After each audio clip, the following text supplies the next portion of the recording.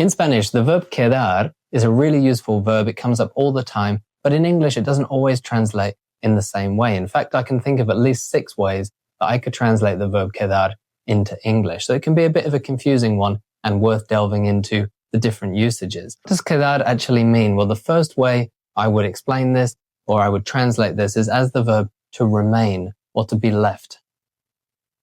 Or to be left over. If there's food left over, I could use sobrar. Sobrar is another really useful verb. Sobrar sometimes is like there's too much of something. Me sobran razones.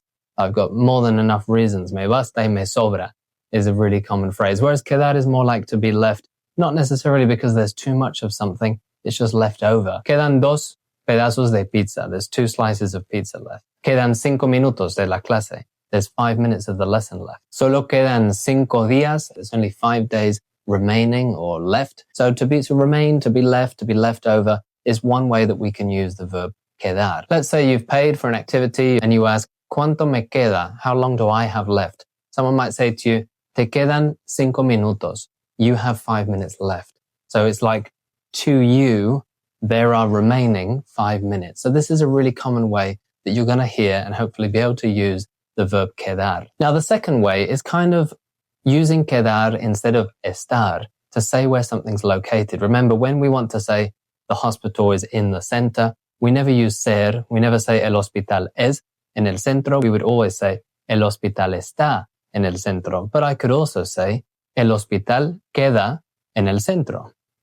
Queda en el centro. It's in the town center. Está en el centro. Literally no difference in meaning. It's a bit more colloquial, but really commonly used. Quedar instead of estar. If I lose something, instead of saying, ¿Dónde están mis llaves? I'll often say, ¿Dónde quedaron mis llaves? ¿Dónde quedaron mis llaves? ¿Dónde quedaron? I'm using quedar instead of estar. You could think of this as like, where did I leave, or where are my keys left? Where are they remaining? If it helps you to kind of link it to our last idea. But quedar instead of estar for the location of places and things. Which means, instead of saying, ¿Dónde está la playa? I could also say, ¿Dónde queda la playa? Where is the beach? ¿Dónde queda? ¿Dónde queda la biblioteca?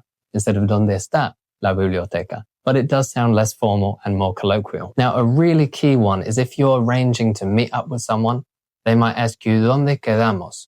Where should we meet? Or ¿Cuándo quedamos? When should we meet? So we can think of quedar as meaning to arrange to meet. It's arranging a time, it's arranging a place. I might say to someone, mañana no puedo, I can't do something tomorrow, porque quedé or he quedado con mi amigo, Juan. I can't do tomorrow because I've arranged to meet with my friend Juan. He quedado con Juan. I've quedado con Juan. So I could say something like, María y yo quedamos en el cine a las 6.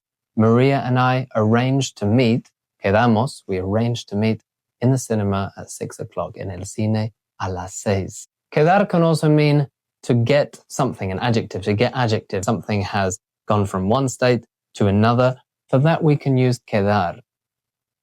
For example, I might say, Después de la guerra, mi casa quedó destruida.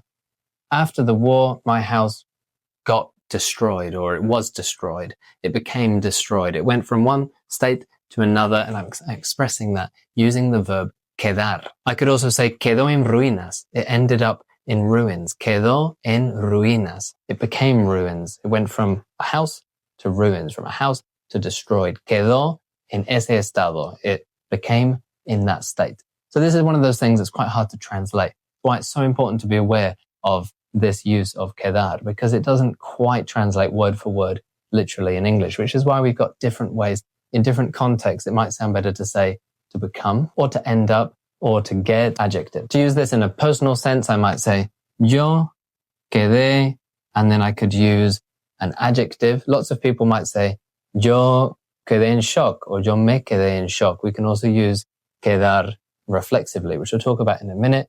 Or yo quedé muy decepcionado. I ended up really disappointed. Yo quedé muy decepcionado. So I became very disappointed. I got disappointed. Different options in English. The fifth use that comes to mind is to make an impression, to make a good impression, a bad impression. You're often going to hear quedar used as quedar bien or quedar mal. If I say, no quiero quedar mal, I don't want to make a bad impression. No quiero quedar mal. Or I might use it positively. quiero quedar bien. I want to make a good impression. You'll often hear no quiero quedar como and then a noun, particularly swear words.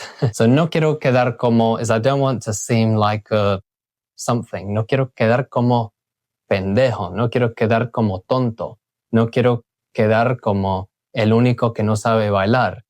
Lots of different options with quedar. So it's to make an impression. Again, it doesn't really translate literally, does it? I don't want to make an impression like an idiot. No quiero quedar como idiota. We can also use that phrase with an indirect object pronoun to say, I want to make this sort of impression to this person. For example, if I say, le quiero quedar bien a mi jefe, I want to make a good impression to my boss.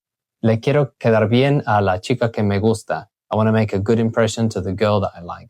Or again, I could make it negative. No le quiero quedar mal a mi abuela. I don't want to make a bad impression for my abuela, my grandma. In this case, it's not always an impression. Quedar mal a alguien can also mean like to stand them up or to kind of let them down. Ay, le quedé mal a mi abuela. Le dije que iba a estar en la casa y estoy aquí con mis amigos. So it can also mean to let someone down, to let's say you don't turn up when you said you were going to turn up, or you don't do that favor that you said you'd do. Le quedaste mal a tu amigo. You let your friend down. Quedar en hacer algo also means to agree to do something. Quedar en hacer algo. For example, quedamos en visitar a la abuela. We agreed to, notice that we're using the preposition en, visit grandma. Sometimes prepositions in Spanish are different prepositions to the ones we use in English. For example, we dream about someone or something in English. In Spanish, soñar con, to dream with. We agree to do something. In Spanish, you agree in doing something with the verb quedar. There's loads. I'll do another video about prepositional verbs, verbs that use particular prepositions, specific prepositions, and often they're not the ones that you'd use in English. Okay, one final example. Pero habíamos quedado en vernos a las 3, but we had agreed, so quedar en, we had agreed to meet up at 3, to see each other at 3. Me quedaste mal. You let me down. Me quedaste mal. Okay, two different uses of the verb quedar. But don't go just yet because there is also quedarse. When we've got verbs with se on the end of the infinitive, these are reflexive verbs like levantarse, despertarse, and then we have to use those reflexive pronouns like me despierto or te levantas. So this would go to me quedo, not just quedo, but me quedo. Like in the song En Barranquilla me quedo. Me quedo means I'm staying or I stay. So this is the verb to stay or to remain in a place. So if I say me quedo aquí, it means I'm staying here. Me quedo aquí. If I tell someone quédate, I'm saying stay longer, don't go just yet. Quédate. Quédate aquí. Stay here. It can also mean to stay in terms of hospedarse, to stay in a place like a hotel or in accommodation. So it can be used like alojarse and like hospedarse. Yo me quedé en un hotel de 5 estrellas. I stayed in a hotel, a 5-star hotel. The same as me alojé en un hotel or me hospedé en un hotel. But it's also got that sense of staying. If I say me quedé todo el día en el hotel, I stayed all day in the hotel. It's that idea of I did not leave that location. Whereas these ones are more specifically when you want to say you stayed in accommodation. Doesn't mean you were there 24/7. Now finally, quedarse has a second meaning, quedarse con. So we're kind of going for our 8th translation now of the verb quedar, and this is going to be the last one. Quedarse con algo is like to keep something.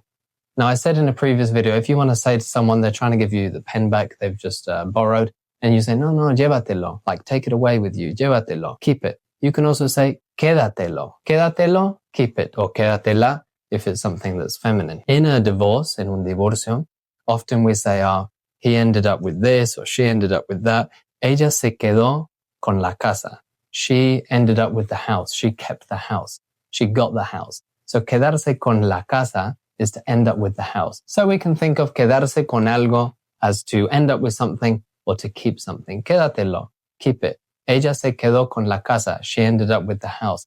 Él se quedó con el perro. He ended up with the dog. He got to keep the dog. Quedarse con algo. Now, every time I do a video talking about all the different ways I can think of translating a verb, normally someone in the comments says, you can also use it this way or that way. So please do drop in the comments if you can think of another way, a way that I've missed of using the verb quedar. If you found the video useful, please don't forget to like and subscribe or follow. Gracias.